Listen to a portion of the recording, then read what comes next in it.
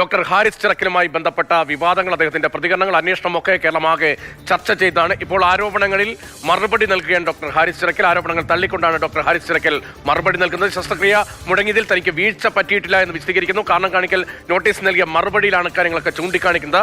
Service ചട്ടലംഘനം തന്റെ ഭാഗത്ത് നിന്ന് ഉണ്ടായിട്ടുണ്ട്, അതിൽ ക്ഷമാപണം നടത്തിയെന്ന് കൂടി പറയുന്നു ഡോക്ടർ ഹാരിസ് ചിറക്കൽ.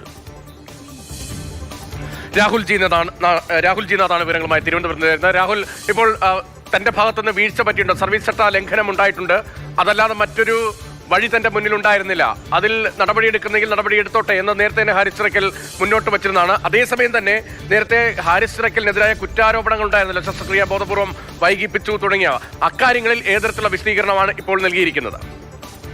യതീഷ്, അങ്ങനെ തന്നെയാണ്. ഈ ചട്ടലംഘനമാണ് നടത്തിയെന്നുള്ള ബോധ്യമുണ്ടായിരുന്നു. നിലപാട് പറഞ്ഞത് ഇങ്ങനെയാണ്, അതായത് ചട്ടലംഘനമാണെന്ന് ബോധ്യമുള്ളപ്പോഴും താൻ ജോലി ചെയ്യുന്ന മേഖലയിൽ കുറേ പ്രശ്നങ്ങളുണ്ട്, അത് പല തവണ ഉന്നയിച്ചതാണ്, അതിൽ മാറ്റം വരണമെന്ന തരത്തിലാണ് ഡോക്ടർ ഹാരിസ് ചിറക്കൽ കാര്യങ്ങൾ ഉന്നയിച്ചത്. ആ നിലപാടിൽ തന്നെ ഇപ്പോൾ ഉറച്ചു നിൽക്കുന്നു എന്നുള്ളതാണ് ഏറ്റവും പ്രധാനപ്പെട്ട കാര്യം. ആകെ ചെയ്യുന്നത് ഈ മറുപടി നൽകുമ്പോൾ ഇപ്പോൾ ക്ഷമാപണം നടത്തി, സർവീസ് ചട്ടലംഘനമാണെന്ന് തിരിച്ചറിയുന്നു, അതുകൊണ്ട് ഞാൻ ക്ഷമാപണം നടത്തുന്നു എന്നൊരു വരിയുണ്ട്. അതിനപ്പുറത്തേക്ക് ഏറ്റവും പ്രധാനമായും ഒരു ആരോപണമാണ് ഡോക്ടർ ഹാരിസ് ചിറക്കലിനെ വിഷമിപ്പിച്ചത്. അതായത് ശസ്ത്രക്രിയ മുടങ്ങാൻ കാരണമായത് ഹാരിസ് ചിറക്കലാണ്. കാരണം പ്രോബ് ഉണ്ടായിരുന്നു, പിറ്റേന്ന് ഒരു ശസ്ത്രക്രിയ നടന്നു, എന്നിട്ടാണോ ഇങ്ങനെ ഈ ഉപകരണം ഇല്ല എന്ന് ഹാരിസ് ചിറക്കൽ പറയുന്നത് എന്നുള്ള ചോദ്യം ഉൾപ്പെടെ ഉന്നയിച്ചുകൊണ്ടാണ് ഒരു മെമ്മോ, അതായത് വിശദീകരണം ആവശ്യപ്പെട്ടുള്ള മെമ്മോ പുറത്തു വന്നത്. അപ്പോൾ അതിന് മറുപടി നൽകുമ്പോൾ ഹാരിസ് ചിറക്കൽ പറയുന്നത് അത് സ്വകാര്യ വ്യക്തി, അതായത് മറ്റൊരു ഡോക്ടർ സ്വന്തമായി വാങ്ങി വെച്ചിരിക്കുന്ന ഉപകരണമാണ്, അതുപയോഗിച്ച് എങ്ങനെയാണ് ശസ്ത്രക്രിയ ചെയ്യാൻ കഴിയുക, സാങ്കേതികമായി അത് സാധിക്കില്ല എന്ന തരത്തിലാണ് മറുപടി നൽകിയിരിക്കുന്നത്. അതായത് തൻ്റെ അധികാര പരിധിയിൽ നിന്നുകൊണ്ട് ഒരു സ്വകാര്യ വ്യക്തി വാങ്ങിയ പ്രോബ് ഉപയോഗിച്ച് ശസ്ത്രക്രിയ നടത്താനുള്ള അധികാരം അല്ലെങ്കിൽ അത്തരത്തിലൊരു വിവേചന അധികാരം തനിക്കില്ല എന്ന് വ്യക്തമായാണ് മറുപടിയിൽ പറയുന്നത്.